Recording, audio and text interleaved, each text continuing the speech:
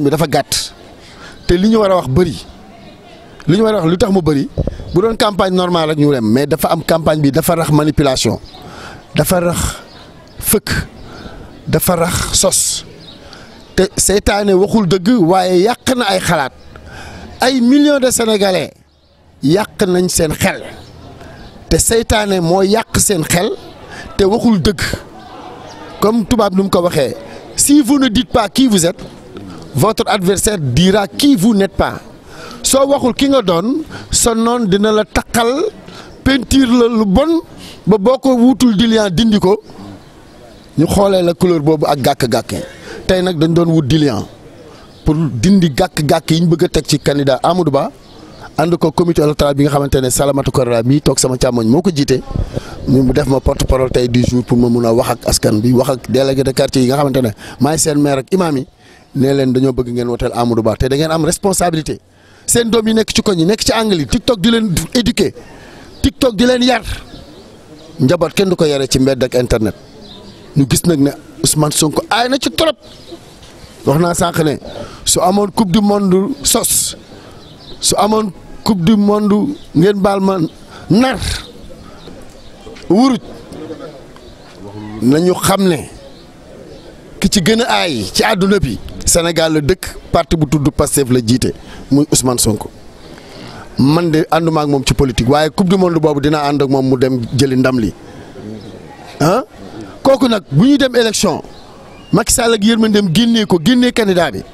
pour ñu wax ak Sénégal yi te lu ñu wax sos ñun bu ñu jógul wax dinañ juum moo tax ñu wax ak chef de quartier yi wax ak imaam yi wax ak bàjjenu gox alhamdulilah ba imaam yi ak chef de quartier yi seen porte parole ba ñu jëlee parole lañ ne monsieur le maire dafa ngoon bu ñu tàddeel yàgg nañ fi yow li nga bëgg a wax mooy ñu woteel Amadou Ba pour mu def continuer Macky ñu ne waaw ñu ne xanaa da ngaa fàtte ni ñun ñoo la waxoon demal ci Macky te li muy def xeeñ na neex kon duñ ko dagg ñun dañ leen ni ñaanal pour que mu doon premier tour bàjjenu gox yi ñëw nag nee ñu ba ngeen ñuy woo di ñëw da ngeen yàq suñu campagne parce que ñoo ngi doon dugg ci nit ñi di campagne al Amadou Ba kon dëkk de ba ngeen ñu woowee fii ñu defee ne leneen ngeen di wax ay suukaru koor ak yooyu ngeen ñuy wax wote leen Amadou Ba da ngeen ñu cee fekk ndax Amadou Ba Macky Sall mii moo ñu daggal salaire ñun bàjjenu gox yi Macky Sall mii ngay wax nii ba ñu amee bàjjenu gox ba léegi Abdoulaye Wade créé ko mosuñu am fukki dërëm léegi 35000 la ñuy fay par weer bourse sociale yi ci ñun la jëm jox ñu cër reconnaître ñu dig ñu banque ci campagne bi kon Amadou Ba duñ ko jëndee kenn kon nag monsieur le maire waxal ak Salamata Korra na seen xel dal seen comité électoral Benno Bokk Yaakaar dégg nañ li kilifa diine yi wax suñu njaboot yi dinañ wax ak ñoom bu ñu déggalee ñu ànd woteel Amadou Ba ñu am score fleuve suñu déggalul ñun ñu takku defanteeg ñoom te denc suñuy carte d'identité ñun mag ñi dinañ xëy fajar dem voté taxaw nag takku bu góor ñi dawee ñun ñu jàkkaarloo xale yi parce que deret benn la te boo ko bënnee benn couleur rek moo ciy génn bu xonq te ñun ragaluñ loolu nag su ma ko amee ci réponse en tant que maire bokk APR bokk Benno Bokk Yaakaar Salamata Korra toog nii Aziz toog nii Assane toog nii Youga Gueye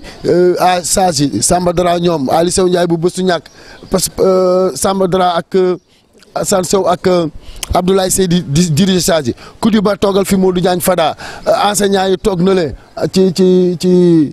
ci boy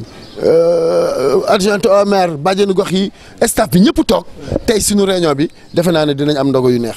ñun ñoo ngi leen di gërëm di leen sant. Merci donc en fait le comité électoral dans le cadre de ces stratégies c'est vrai qu'il faut pas développer une stratégie au grand jour mais nous avons vraiment voulu compte tenu de la campagne inédite qui est très courte trouver une solution pour parer à ça à cette courte durée-là. Ce qui fait que nous avons ciblé les grands électeurs pour ce jour de lundi et mercredi prochain. Donc on a pris 2 jours à ce qui nous reste de la campagne pour parler aux grands électeurs. Cela n'empêche pas que la proximité et les porte-à-porte sont de rigueur par des zones que nous avons déjà arrêtées. Pikine Nord maintenant, on a créé 11 zones au lieu de 6 pour aller plus vite, pour atteindre le maximum de cibles dans les quartiers, le maximum d'électeurs et faire le maximum de communication et remplacer tout ce folklore-là qui risque avec ce mois de Ramadan, vraiment de déranger les gens. Cela n'empêche que le jeudi, on va faire une grande caravane et accueillir notre candidat et l'amener au stade Alassane Djigo. Mais aujourd'hui, ce lundi-là, le matin, on a reçu les chefs de quartier de la commune, les imams de la commune et les chefs de Dara pour pouvoir parler avec eux, pour les alerter de la complexité du moment et des enjeux qui nous attendent. L'heure est extrêmement grave parce que la manipulation est en train de faire un effet dévastatrice au niveau d'une certaine jeunesse qui n'est pas consciente des enjeux. C'est à nous de parler aux grands électeurs pour qu'ils parlent à cette jeunesse qui est embarquée par les réseaux sociaux, qui est embarquée par la désinformation. Et le parti Pastef, principalement son leader Ousmane Sonko et son candidat Diomaye sont très forts et experts en la matière. S'il y avait une coupe du monde de manipulation ici, dans cette terre-là, non, si le Sénégal veut gagner la coupe, il faut qu'il envoie le parti Pastef et son leader Ousmane Sonko. Parce qu'ils sont extrêmement forts, et je l'avoue, en termes de manipulation. Parce qu'ils ont réussi à embarquer énormément de jeunes dans ce qu'il appelle projet sans contenu.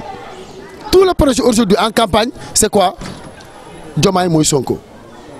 Vraiment, c'est Yap Sénégalais, quoi. Alors que nous avons un programme à part la dénonciation, l'accusation, la manipulation. Ousmane Sonko ne développe absolument rien. Diomaye n'en parlons plus. Parce qu'il n'ose même pas parler. Parce que s'il parle aux Sénégalais, on va découvrir sa médiocrité, sa carence et son manque de profil et de posture et de carrure pour être président de la République. C'est pourquoi on le cache. C'est pourquoi il rejette la RTS. C'est pourquoi ils ne veulent pas communiquer en tant que candidat. Donc nous, ce que nous avons fait aujourd'hui, c'est de dire aux chefs de quartier, vous êtes quelque part responsables de vos enfants. Vous êtes quelque part responsables, vous, les imams, les chefs de Dara, les adultes, vous êtes responsables de ce qui se passera dimanche. Si vous laissez vos enfants naviguer avec les vagues de la corruption et de la manipulation, vous allez atterrir au fond de l'océan du désespoir. Il faut que vous communiquiez avec vos enfants. Et nous avons reçu un accueil favorable à ce message. Parce que tous les délégués de quartier et les imams, par rapport aux porte-parole qui ont pris la parole, pour dire que ce n'est pas l'appel de nous sensibiliser. Parce que c'est nous qui avions demandé de rejoindre le président Macky Sall. Ce qu'il est en train de faire pour le 3e âge, nous l'avons vu. Ce qu'il fait pour les bourses familiales, nous l'avons vu. Ce qu'il fait sur la couverture de maladie, nous l'avons vu. Nous voulons vraiment continuer parce que c'est la quiétude, c'est la paisibilité, c'est la tranquillité, c'est la sécurité. Monsieur le maire, ne nous cachons pas le jeu. Vous voulez qu'on vote Amadou Ba? On votera Amadou Ba. Voilà la réponse des imams et des chefs de quartier. Et les Badjanougor aujourd'hui, qui sont à l'intérieur, vraiment m'ont coupé pendant que je voulais faire mon speech. Pour me dire qu'en venant ici, nous étions déjà à Amadou Ba. On vous a trouvé à Amadou Ba et vous nous proposez avec votre comité électoral de voter Amadou Ba. C'est prêcher sur du convaincu. C'est prêcher sur du convaincu. Et ce qui nous rassure, que Amadou Ba, effectivement, que nous le voyons pour ou pas, a une prédestination présidentielle et que son étoile est aujourd'hui au jour que, comme disent les Wolof, bërigo ci mbaxtal la teg puus mu dem ñàkk puus mu dem kon nag nañu puus mu dem ñu bokk ci ñi cotiser ci ndam.